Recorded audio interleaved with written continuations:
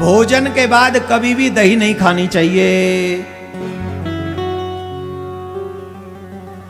जो लोग अपने स्वास्थ्य को ठीक रखना चाहते हैं भोजन के बाद कभी भी दही न खाएं। भोजन के साथ खा लें, भोजन से पहले खा लें, लेकिन भोजन के बाद दही कभी नहीं खानी चाहिए। रात्रि में कभी भी पेट भर के भोजन नहीं करना चाहिए। अगर ज्यादा जिंदा रहना है, बीमारियों से दूर रहना है, तो रात्रि का भोजन वो मटका टाइप नहीं हो कि पेट फूल रहा, ऊपर उठ रहा, टेंट की तरह। मैंने देखा है कई लोगों की तो टी शर्ट के बटन टूट जाते रात्रि के भोजन के समय, इतना तान के करते हैं। और कई लोग तो और भी अच्छे हैं, गजब के तुम्हारी सुभैया, पैंट का बटन खोल के फिर बैठते कि ज्यादा खाएंगे आप।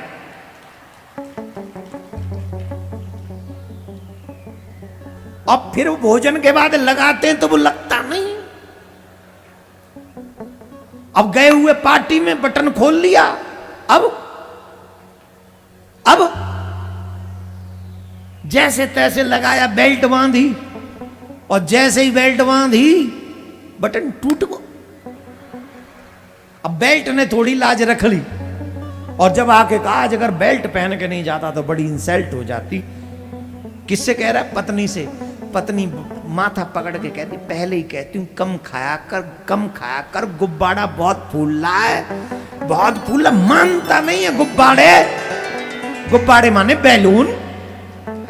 तो कभी भी रात्रि में भोजन पेट भर के नहीं करना चाहिए। दोपहर का भोजन खूब करो, लेकिन रात्रि का भोजन हल्का करना चाहिए। अगर 3 रोटी की भूख है तो 2 ही खाओ, 1 रोटी का भूख छोड़ दो। थोड़ा भोजन करने वाले को 6 गुण प्राप्त होते हैं। आरोग्य, आयु, बल, सुख तो मिलते ही हैं, उसकी संतान भी सुंदर होती है। मटका, हेलो मिस्टर मटका, सुनो, ये जिन लोगों की संतान अच्छी न हो ना, ब्यूटीफुल और हैंडसम न हो, उन संतानों को अपने बाप से जाके लड़ना चाहिए, अपनी मां से लड़ना। इतना खाने की क्या जरूरत थी तुमको?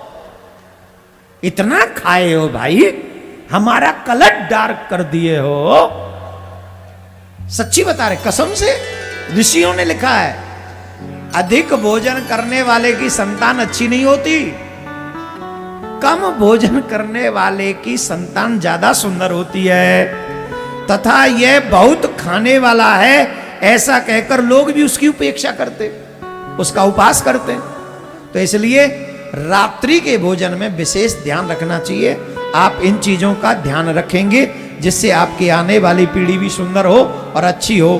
क्या बोलना पड़ेगा? जोर से बोलना पड़ेगा।